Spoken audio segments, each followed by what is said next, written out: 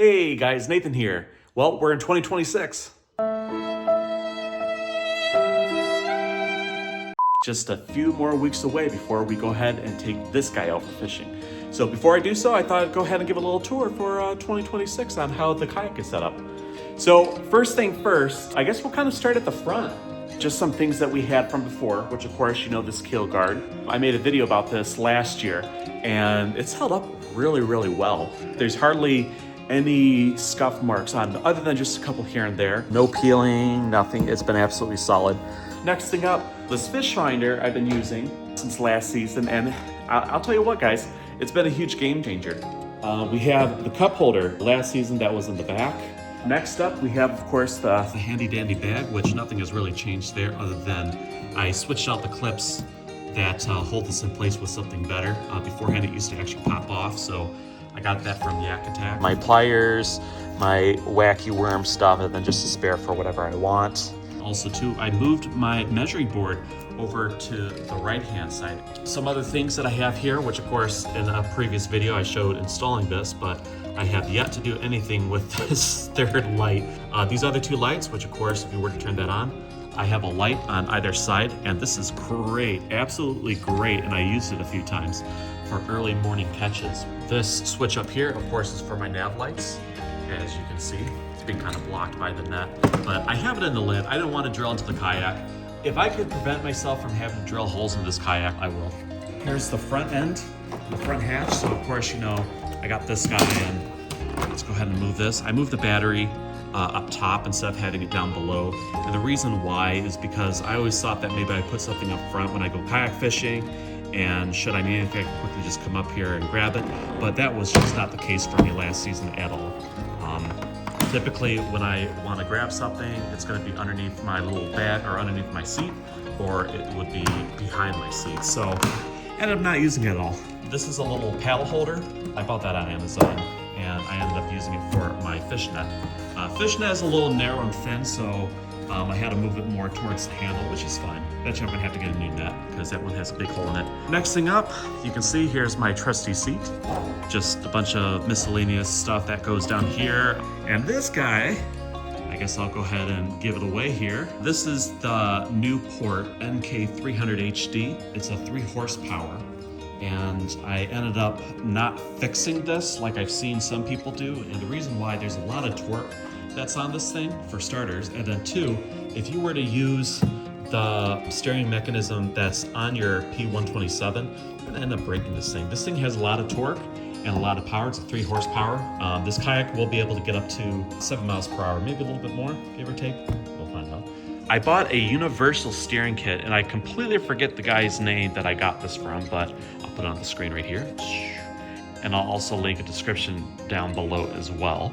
You can see this has brake line and a shielding. It's like your bicycle brake line shielding.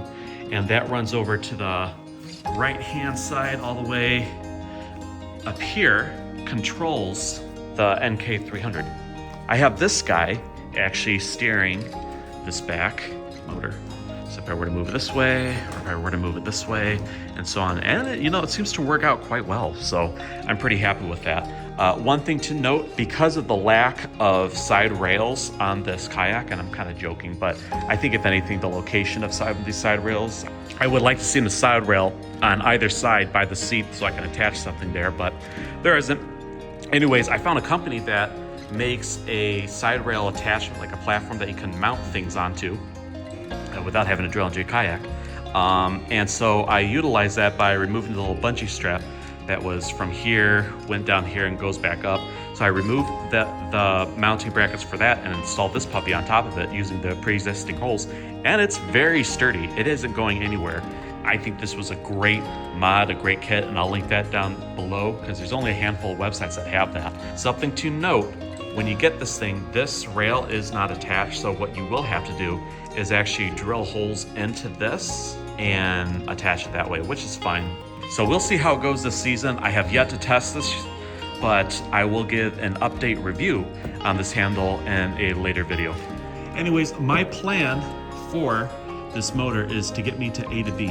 Once I am done getting to a location, I will lift the motor up, and then I put my propeller motor down. if you were to take a look, there is something that I did that I thought was kind of ingenious, is I need to pull the motor up, I pull this string up, right?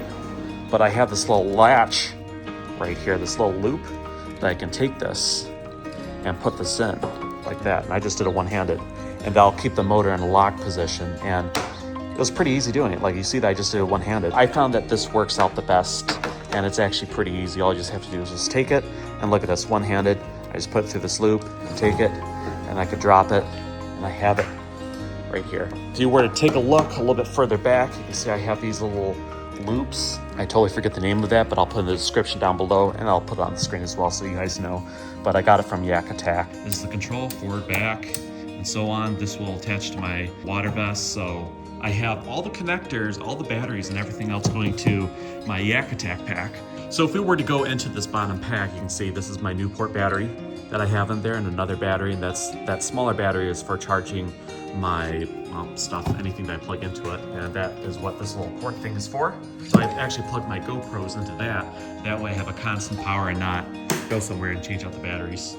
Up top, of course, this is where I have my lures, my tackle stuff. So there it is, in all its glory, which I'll probably end up condensing a little bit more because I hardly go on here. So one thing I would definitely recommend is make sure you do your wire management, really think about where you're going to put everything. Try it out a couple times and see what works for you, what doesn't work, and kind of go from there. So one of the things I still need to do is I need to still put a string and mount that somewhere up front. I haven't figured out a spot to put it yet that pretty much locks the motor in place, so this can't go up. But other than that, I'm pretty happy with the setup. There may be some minor things and changes I may do down the line, but for now, this is where I'm at for the start of the season for March.